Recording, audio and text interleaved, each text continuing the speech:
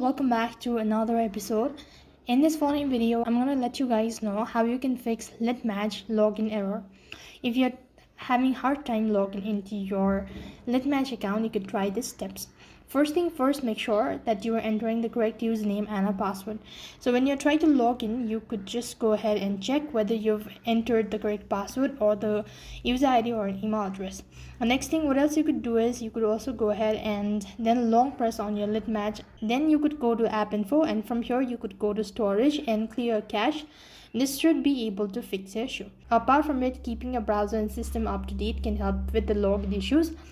Likewise, you could also try using a different device or network to log in. Despite of doing all of these procedures, you're still having issues, then you could try using a troubleshooting tools to help with the login issues. So these were some of the ways to fix your login error. That's all for this video. I hope the video was helpful. Make sure to like, share and subscribe to our channel. Thank you for watching. See you in the next video.